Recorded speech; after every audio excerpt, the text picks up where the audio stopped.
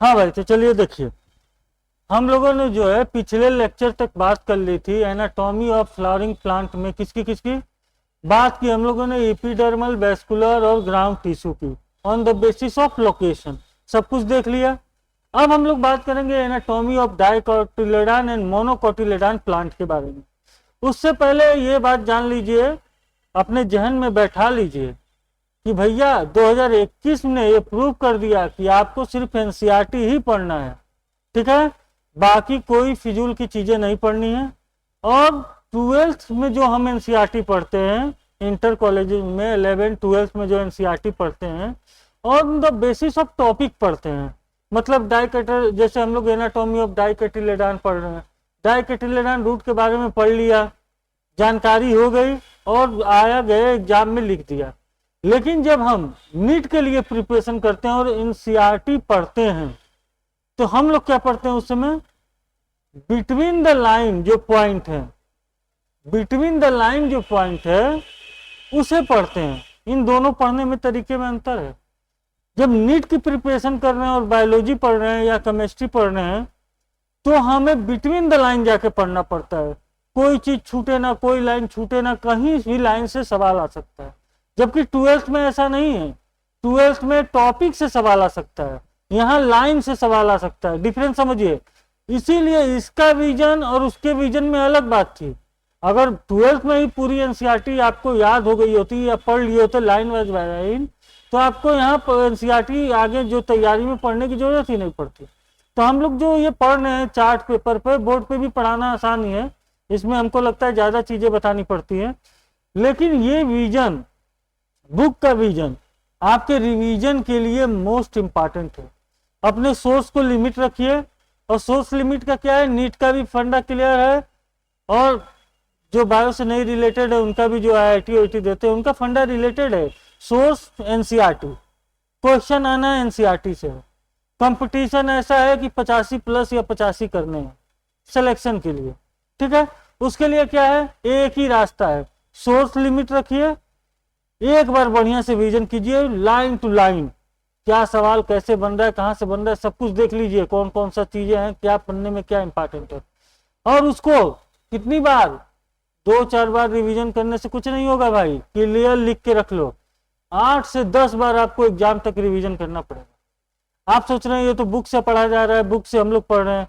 भाई बुक से ही 90 क्वेश्चन आने हैं, तो पढ़े कहाँ से? अपने से बताएं कि एक लाइन छूट जाए, एक क्वेश्चन गया तुम्हारा। तो भाई बुक से पढ़ना सीखो। आना इसी से है 90 के 90, और तभी 85 या 85+ कर पाओगे जब इसका 8 से 10 बार रिवीजन करोगे। और रिवीजन का तभी मतलब है जब इस बुक का विजन होगा, और बुक का विजन तभी है जब इस किताब को बारीकी से पढ़ोगे, क्योंकि हमें बिटवीन द लाइन जाके पढ़ना है, ठीक है। सिर्फ टॉपिक के बारे में नहीं पढ़ना है।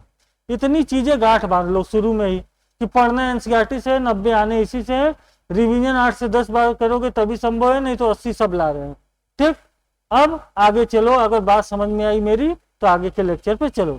आज पढ़ेंगे हम लोग डाइकोटिलेडॉन और मोनोकोटिलेडॉन प्लांट के एनाटॉमी के बारे में, मतलब उसके अंदर के इंटरनल स्ट्रक्चर के बारे में पढ़ेंगे। और उसमें पढ़ेंगे क्या? रूट, स्टेम और लिप्स के बारे में, इनके इंटरनल स्ट्रक्चर के बारे में। तो आज बात शुरू करते हैं डाइकोटिलेडॉन रूट से इस लेक्चर का, ठीक है। फिगर से लेके थ्योरी तक हर चीज कंप्लीट रखनी है। फिगर से भी सवाल गिरता है तो हमें मिस नहीं करना है, ठीक है। आइए पहले पढ़ते हैं डाइकोटिलेडॉन रूट के बारे में। जब डाइकोटिलेडॉन रूट की बात करेंगे तो हम लेंगे उसमें किसका सेक्शन? काट के भाई देखेंगे अंदर का स्ट्रक्चर ना, तो उसके लिए देखेंगे सनफ्लावर रूट। क्या लेंगे? सनफ्लावर रूट लेता है यहाँ। अब उसमें बताता है कि जो सनफ्लावर रूट है, अभी फिगर में सब क्लियर हो जाएगा, थ्योरी देख लिया करो, फिगर में सब क्लियर हो जाएगा। उसका आउटर मोस्ट, किसी भी चीज का आउटर मोस्ट क्या है? इपिडर्मिस है। और आउटर मोस्ट रूट के लेयर को क्या कहते हैं? इपीब्लेमा कहते हैं। टर्म याद रखना। इपीब्लेमा टर्म क्यों आया? रूट के आउटर मोस्ट लेयर को क्या कहते हैं? इपीब्लेमा करते हैं, ठीक है। फिगर में देखेंगे हम, क्लियर हो जाएगा। ये टर्म याद रखना। इपीब्लेमा कहां से आया? Outermost layer of the dicotyledon root called epiblema. यहां तक की बात ठीक है। Many of the cell epiblema, एक एक लाइन पढ़नी है, form the unicellular root hair. Root में हम पढ़ चुके हैं भाई, ट्राइकोम, जो स्टेम में पड़े थे वो मल्टी सेलुलर था, और जो रूट का हेयर था यूनिसेलुलर होता है, जो इपीब्लेमा से निकला होता है। सेल ऑफ इपीब्लेमा से निकला होता है क्या? Unicellular root hair. तो रूट हेयर कहाँ से निकला होता है?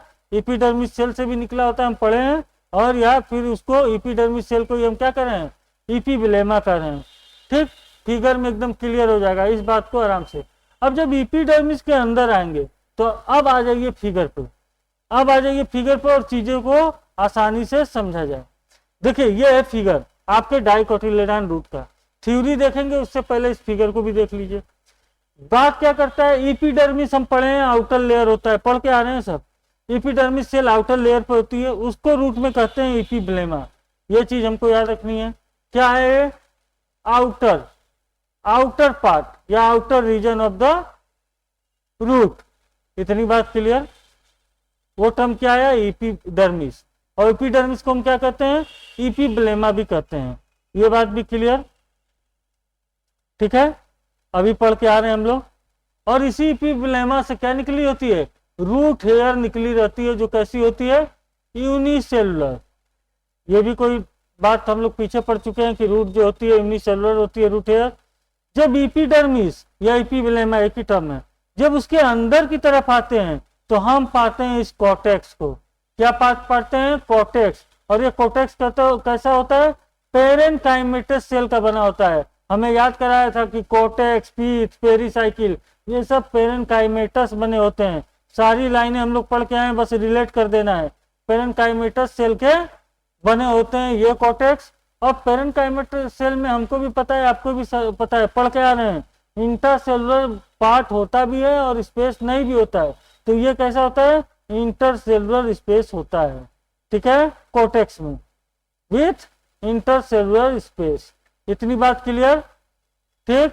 अब भैया हम क्या करते हैं, जब बढ़े तो कॉर्टेक्स है, कॉर्टेक्स से आगे जब अंदर की तरफ आते हैं रूट में तो इंडोडर्मिस पार्ट मिलता है। और इंडोडर्मिस पार्ट जो है ये जो है बेरल शेप सेल्स का बना होता है, पेरेनकाइमेटस सेल का ही बना होता है, जो अरेंज होती हैं बेरल शेप में।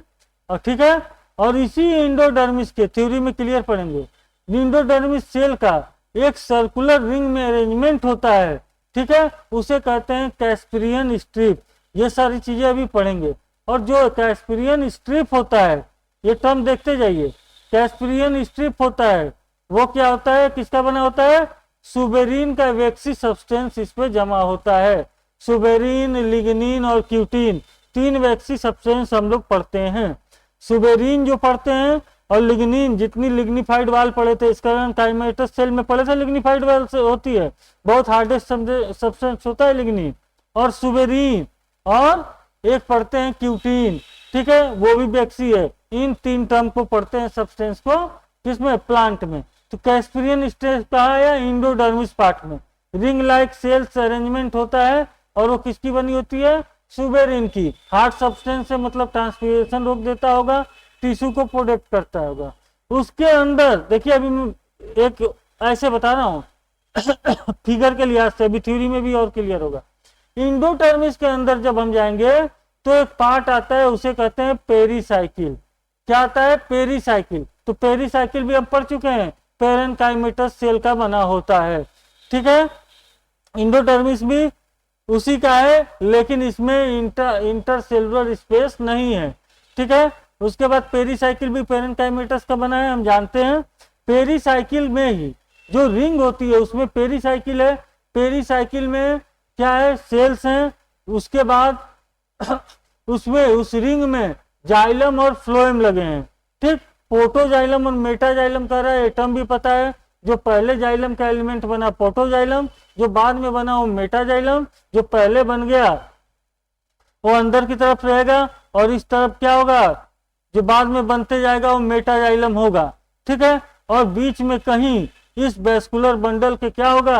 एक छोटा सा जो आंखों से ना दिखे ऐसा स्मॉल इनकॉन्शियस टाइप पिच दिखेगा। कौन सा स्ट्रक्चर दिखेगा? पिच।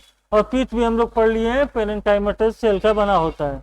ठीक है, फ्लोएम और जो जाइलम है वो इस तरह अरेंज होंगे।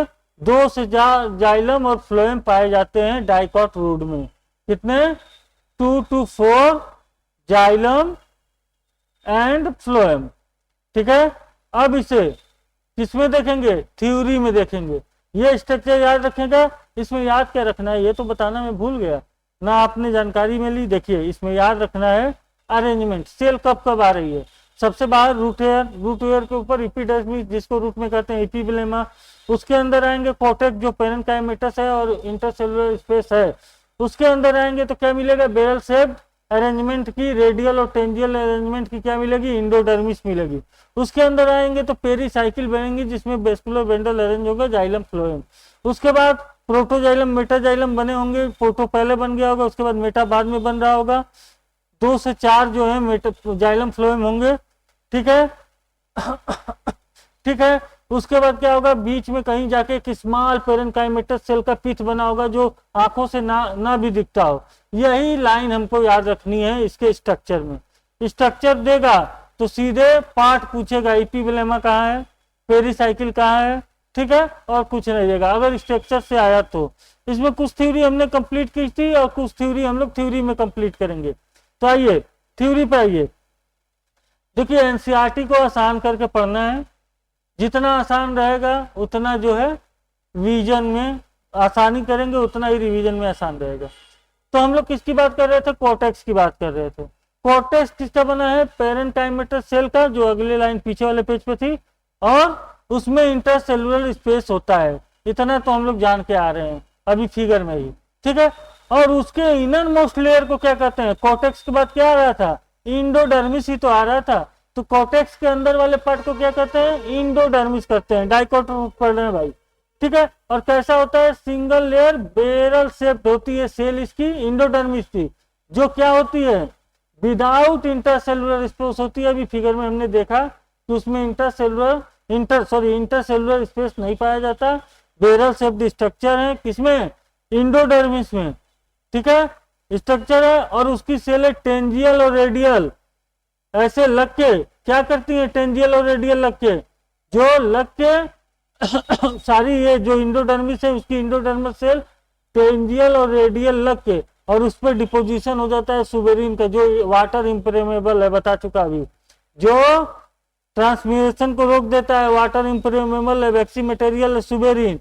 और बनाती क्या है, कौन सा स्ट्रक्चर, रिंग लाइक एक स्ट्रक्चर देती है जिसको कहते हैं कैस्पिरियन स्ट्रिप।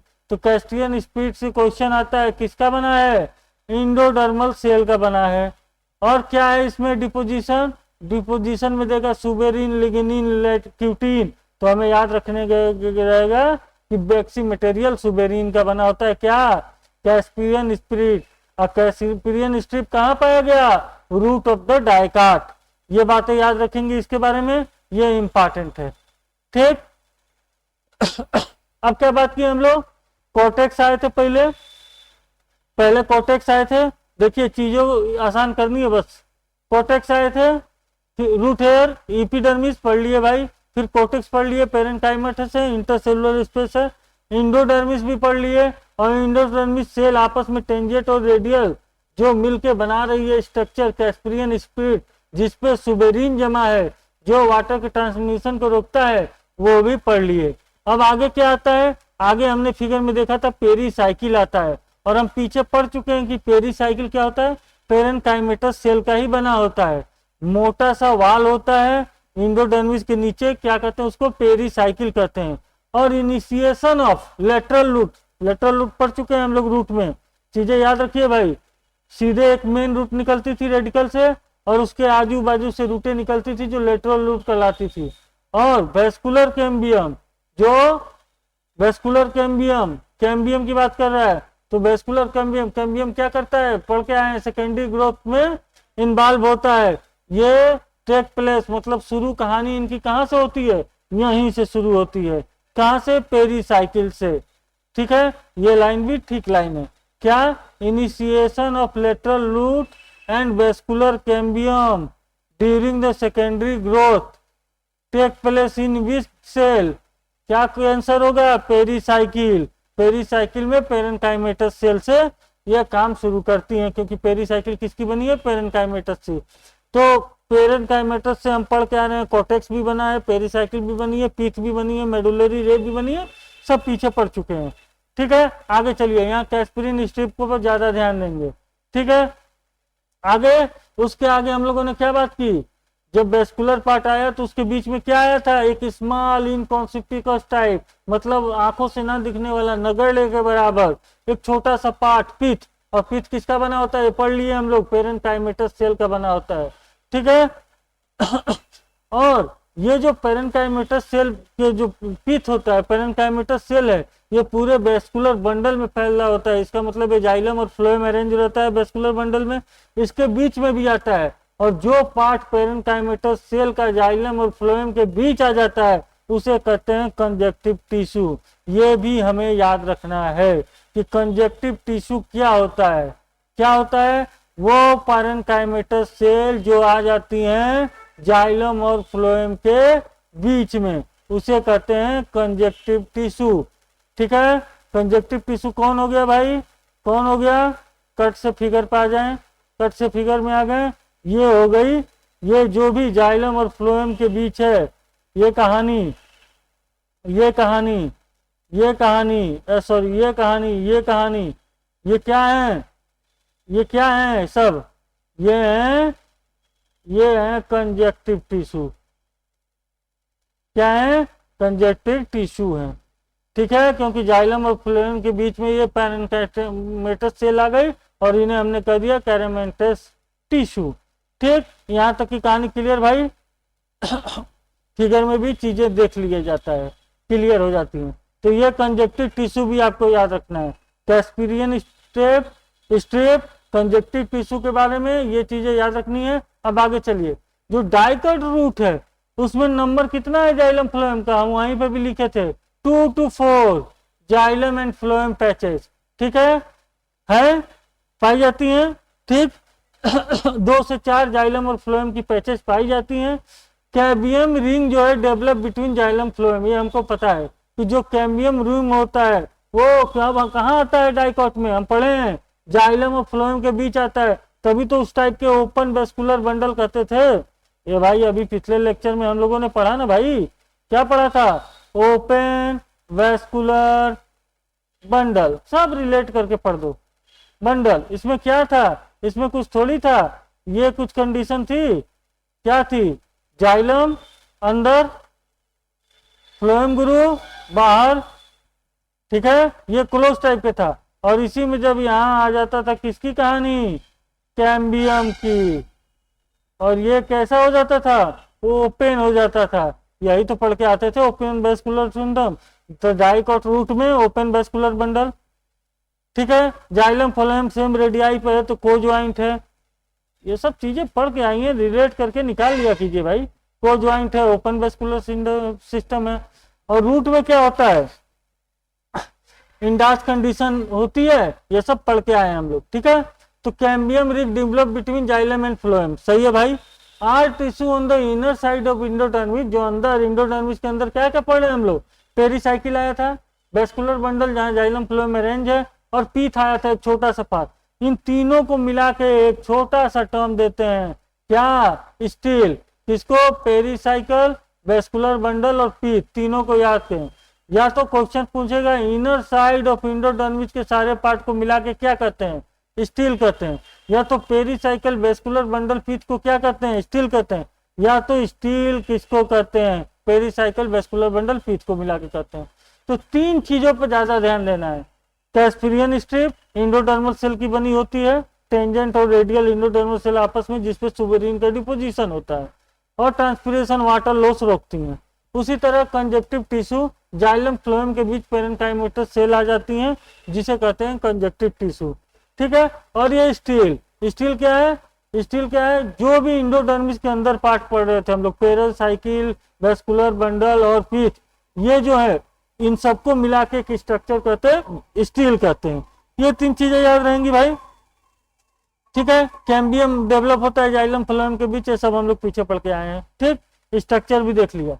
अब जो है डाइकॉट और मोनोकॉट को रिलेट कर दें तो दोनों में अंतर भी बन जाएगा और दोनों के बीच क्या सवाल गिरते हैं ये भी समझ में आ जाएगा आपको।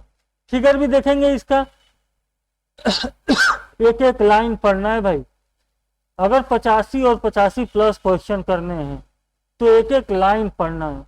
Between the line, between the line जब पढ़ेंगे, बीटीएल, बिटवीन द लाइन, तब होगा ये नीट का काम, ठीक है। और जो 12 पढ़ते हैं हम लोग बुक से और सोचते हैं अरे यार 12 तो पढ़ लिया, फिर एनसीईआरटी पढ़ रहे हैं, स्क्रीन पे पढ़ा रहे हैं, क्यों पढ़ा रहे हैं भाई? जो ये बिटवीन द लाइन पढ़ते हैं हम लोग, ये नीट के लिए पढ़ते हैं, कहीं से भी सवाल लगता है और किसी टॉपिक के बारे में पढ़ते हैं तो वो पढ़ते हैं 12th 11th की क्लास में, ठीक है। तो हमें क्या यहाँ काम करना है। अब ये जमाने लद गए हैं, ये जमाने 12 पास करते या 12 में ये दूसरी चीजें हैं। अगर फाउंडेशन कर रहे हैं या फिर नीट की तैयारी दोनों, तो आपको बिटवीन द लाइन जाना पड़ेगा और बिटवीन द लाइन से ही क्वेश्चन आपके 85 पहुंचेंगे। इस तरह आपके क्वेश्चन 75 प्लस या 80 के आसपास आएंगे, जो थोड़ा सिलेक्शन के लिए मुश्किल है।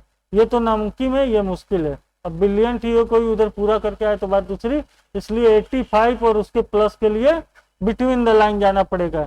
ये चीज मैंने इसलिए समझाई कि आपको ये ना लगे कि बुक से पढ़ के हम क्या करेंगे, हमें तो बोर्ड पे पढ़ना है, हमें तो बोर्ड पे पढ़ना है। आजकल तो ऑनलाइन डिजिटल बोर्ड चला है, ठीक है भाई, वहां पढ़ना है तो आप वहां पढ़िए, कोई दिक्कत नहीं है। लेकिन ये सत्य है, 2021 के पेपर ने ये प्रूव किया कि भाई जो भी है एनसीईआरटी है। चलिए मोनोकोटिलेडॉन रूट, मोनोकोटिलेडॉन रूट की जब एनाटॉमी देखेंगे तो ज्यादातर डाइकोटिलेडॉन के सिमिलर ही पाया जाएगा। मतलब इपिडर्मिस इसके पास भी होगा, कॉर्टेक्स भी होगा, इंडोडर्मिस भी होगा, पेरिसाइकिल भी होगा, वेस्कुलर बंडल भी होगा, पिथ भी होगा। तो होगा क्या क्या नहीं, यही तो सवाल बनेगा, है? तो डाइकोट रूट जो जाइलम बंडल है, वो अभी पढ़ के आ रहे हैं ना, जाइलम बंडल 2 या 4 जाइलम फ्लोएम थे ना, इसके ज्यादा होते हैं, इसके मोर देन 6 हो सकते हैं। ये पहला सवाल है। मोनोकोटिलेडॉन में जो जाइलम बंडल होता है वो मोर देन डाइकोटिलेडॉन रूट से होता है। उसमें 2-4 हो सकते हैं, इसमें 6 से ज्यादा हो सकते हैं। पोलियार्च कंडीशन होती है, फिगर में देखेंगे अभी। इसका जो पिथ है, उसका पिथ हम लोग पढ़े थे स्मॉल है और नगण्य है, इनकॉर्पोरेट टाइप का है। इसमें जो पिथ है लार्ज है और वेल डेवलप है, मतलब दिखता भी है, पेरेन्काइमेटस का तो दोनों बना है। और मोनोकोटिलेडॉन रूट के पास सेकेंडरी ग्रोथ तो होता नहीं है, हम पढ़ चुके हैं। कैम्बियम इसकी कहानी में होता नहीं है, ठीक, हम पढ़ के आए हैं कैम्बियम में एब्सेंट होता है। क्लोज टाइप का जो है इसका रूट सिस्टम है, जाइलम और फ्लोएम होता है, कैम्बियम होता नहीं है, वहाँ क्लोज वेस्कुलर बंडल आता है। अब इसका फिगर देखेंगे हम लोग, ठीक है, और फिगर में भी अंतर लिखेंगे, अंतर पूछेगा। देखिए मोनोकॉट का फिगर है, मोनोकॉट के फिगर में रूट हेयर है, एपिडर्मिस है, जिसको हम लोग रूट में एपिब्लेमा की बात कर रहे थे, वहां तक की कहानी ठीक है।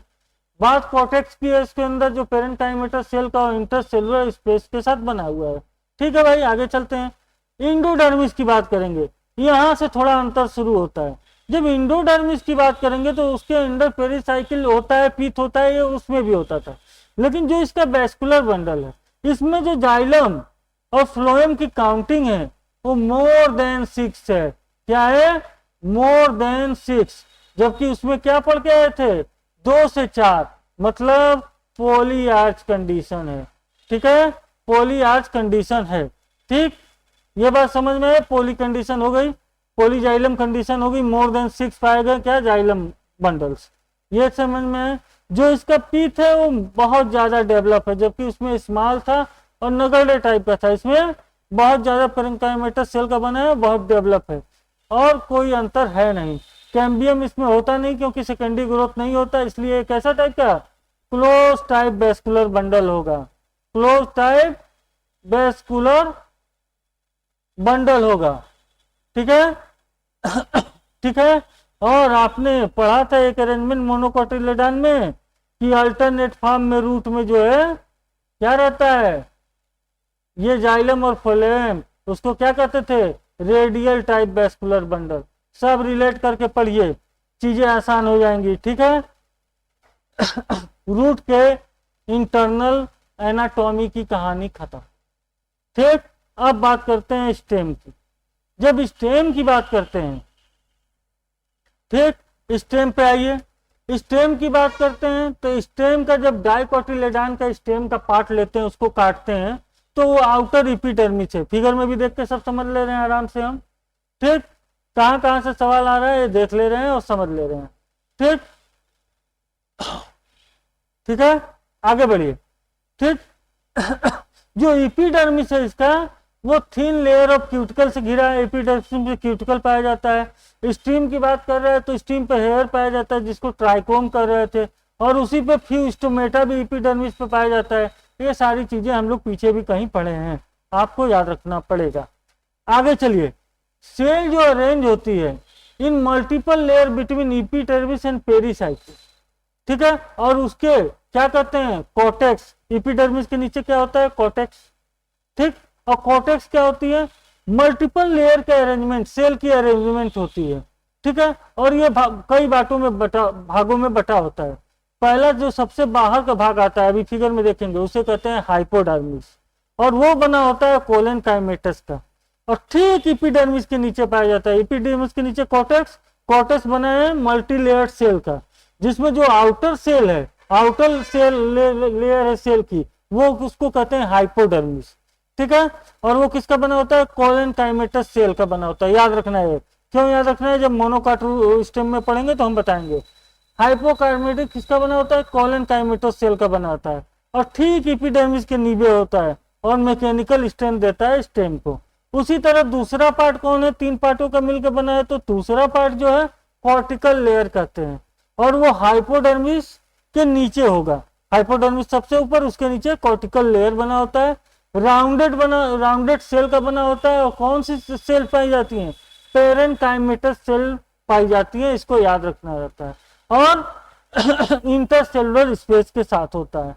इनर मोस्ट लेयर मतलब हाइपोडर्मिस, कॉर्टिकल लेयर, और उसके नीचे जो इनर मोस्ट लेयर है वो इंडोडर्मिस ही है।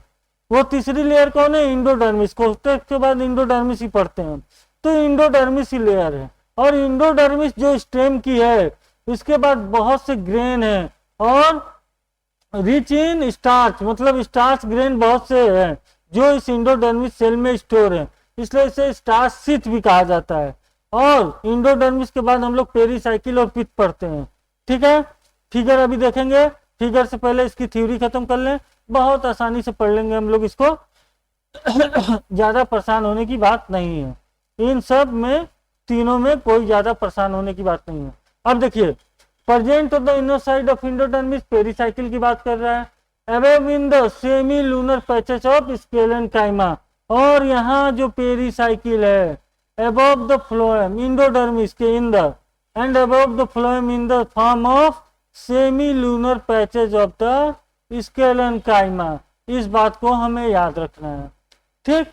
इन between vascular bundle, vascular bundle के अंदर few layer of radial placed parenchymatous cell, जो रेडियली प्लेस होके वेस्कुलर बंडल में कुछ पेरेन्काइमेटल सेल जो होती है किससे जुड़ी रहती हैं, ऐसे रिंग बनाइए, उस पर बनाइए सेल्स, और वो आपस में जुड़ी हैं किससे, रेज से। उस रेज को क्या कहते हैं, मेडुलरी रेज कहते हैं, ठीक है। और लार्ज नंबर ऑफ वेस्कुलर जो होता है इसी रिंग में अरेंज होता है, और ये रिंग अरेंजमेंट जो है वेस्कुलर बंडल का, यही कैरेक्टर है डाइकोट स्टेम का। बहुत इंपॉर्टेंट लाइन है, ठीक है। इसको भी मोनोकोट से रिलेट करेंगे चलेंगे तो ring arrangement of vascular bundle is a characteristic of dicot stem, याद रहेगा। डाइकोट स्टेम का बहुत ही मेन कैरेक्टर क्या है कि जो वेस्कुलर बंडल है वो रिंग में अरेंजमेंट है, और वेस्कुलर जो बंडल है वो में few layer of radially placed किसकी है, पेरेन्काइमेटस सेल की है, जो मेडुलरी रेज से आपस में कंटिन्यू जुड़े हुए हैं, ठीक है। अब देखिए वेस्कुलर बंडल कैसा होगा, स्टेम में हम पढ़ लिए हैं, डाइकोट है तो कैम्बियम होगा, कैम्बियम होगा तो ओपन टाइप होगा। रेडियली एक ही रेडियस पर जाइलम और फ्लोएम अरेंज है तो को ज्वाइंट होगा, ठीक है। और हम पढ़ चुके हैं कैसा होगा, इंडार्च फोटोजाइलम होगा, इंडार्च कंडीशन होगी, ठीक है। A large number of rounded parenchymatous cell with large intercellular space with occupies central portion of the constitute cord, किसके साथ, कॉन्स्टिट्यूट द टीथ। ठीक है, कैसा पेरेन्काइमेटर सेल की बनी है, लार्ज इंटरसेलुलर स्पेस है और सेंट्रल में है स्टेम के, वो पीथ हो गई। ठीक है, इसमें कोई इफ एंड बट नहीं है। अब फिगर में आइए, फिगर में आइए भाई। फिगर में जब आएंगे तो पहले डाइकॉट का फिगर देखिए। जब फिगर देखते हैं, क्योंकि फिगर से भी कभी सवाल आ गया तो एक क्वेश्चन बहुत मारा मारी है हर क्वेश्चन के लिए। देखिए दे रहा है, क्या दे रहा है, पहले बात करेंगे, थोड़ा और फिगर करें, हटा लें ताकि आराम रहे। हम क्या थ्योरी पढ़ के आए हैं, थ्योरी पढ़ के आए हैं ये कि सबसे पहले एपिडर्मिस होती है, एपिडर्मिस पे एपिडर्मिस हेयर ट्राइकोम होते हैं। क्या होते हैं एपिडर्मिस हेयर, तो हम याद रखना भाई, टर्म से क्वेश्चन पूछता है, ट्राइकोम होते हैं। स्टेम पे हेयर है तो ट्राइकोम की बात करेगा। ठीक है, उसके अंदर क्या होती है, उसके अंदर एपिडर्मिस के अंदर हम पढ़ के आए हैं कॉर्टेक्स होता है। और कॉर्टेक्स किसका बना है, ये पढ़ के आए हम लोग 3 लेयर का बना है, किसमें, डाइकोट स्टीम में। ऊपर का किसको कहते हैं, हाइपोडर्मिस कहते हैं, और वो हाइपोडर्मिस किसका बना है, कोलेनकाइमो का बना है ये हाइपोडर्मिस। उसके बाद क्या आया, हाइपोडर्मिस के बाद जो कॉर्टेक्स का दूसरा लेयर है, कॉर्टिकल पोर्शन, और वो किसका बना रहता था भाई, वो वो बना था किसका, देख लीजिए अंडरलाइन, हाइपोडर्मिस बना है कोलेनकाइमा का। ठीक है, और कॉर्टिकल पोर्शन बना है किसका, पेरेन्काइमा सेल का। ठीक है, ठीक, ये बात क्लियर हुई। तो किसका बना है, पेरेन्काइमा का। ठीक है, तो ये पेरेन्काइमा कौन हो गया, कॉर्टिकल पोर्शन हो गया। कॉर्टिकल कॉर्टेक्स के अंदर ये दोनों पार्ट किसके हो गए, कॉर्टेक्स के हो गए। ठीक, या यहाँ भी लिख दें तो ये पार्ट किसका हो गया, कॉर्टेक्स का हो गया।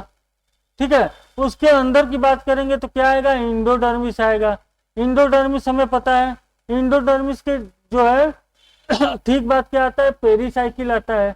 पेरीसाइकिल के अंदर क्या होता है यहाँ देखिए, पेरीसाइकिल आता है, पेरेन्काइमा, उसके बाद इंडोडर्मिस, फिर पेरीसाइकिल।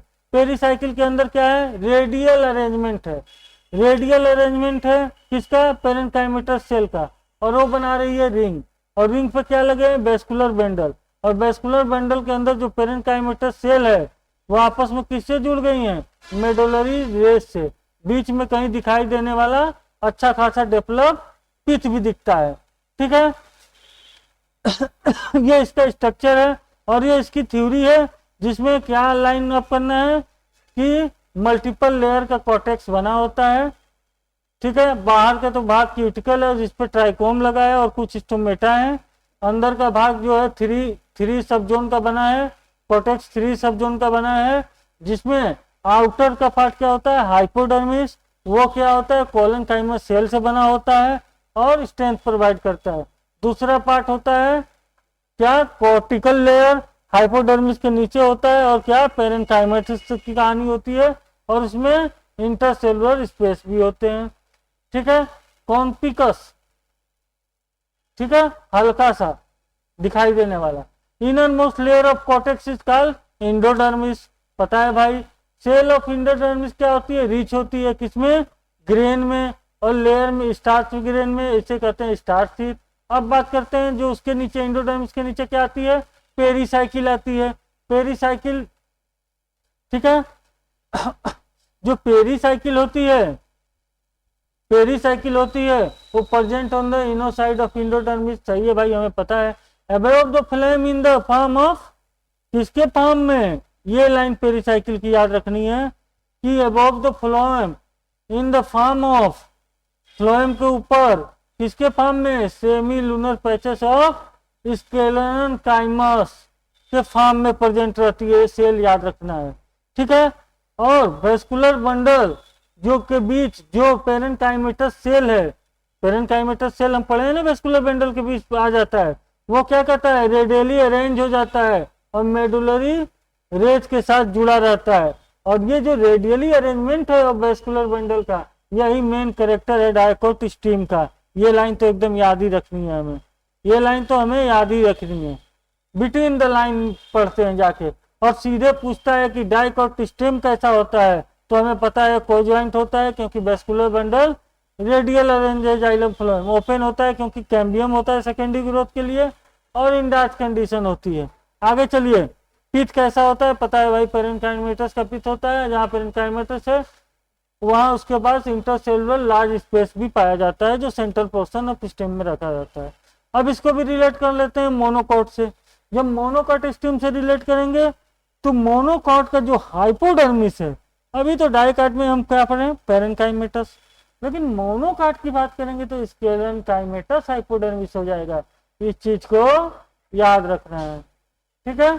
उसी तरह large number of scattered vascular bundle, मतलब स्केटर्ड मतलब बिखरे हुए वेस्कुलर बंडल होते हैं, जबकि इसमें पढ़ चुके हम लोग डाइकॉट में क्या होता है radial arrangement, ring arrangement of vascular bundle होता है। ठीक, यहां तक की बात clear. Is surrounded by sclerenchymatous bundle sheath, जो स्क्लेरेन्काइमेटस बंडल शीथ से घिरी होती है। ठीक, और वेस्कुलर बंडल कैसा होता है, इसका अरेंजमेंट हम लोग पढ़ लिए को ज्वाइंट मतलब पढ़ लिए हैं, एक रेडियल पर जाइलम फ्लोएम दोनों है, और क्लोज मतलब सेकेंडरी ग्रोथ होता नहीं है तो कैम्बियम की बात नहीं आएगी। जहां जाइलम फ्लोएम के बीच कैम्बियम नहीं आएगा वो कैसा होगा, क्लोज टाइप का वेस्कुलर बंडल होगा। ये याद रखने वाली चीज है, ठीक है। जो पेरीफेरल पे वेस्कुलर बंडल अरेंज है वो छोटे होते हैं किस पे, जो सेंट्रल लोकेटेड वेस्कुलर बंडल है, वेस्कुलर बंडल इसके बिखरे होते हैं।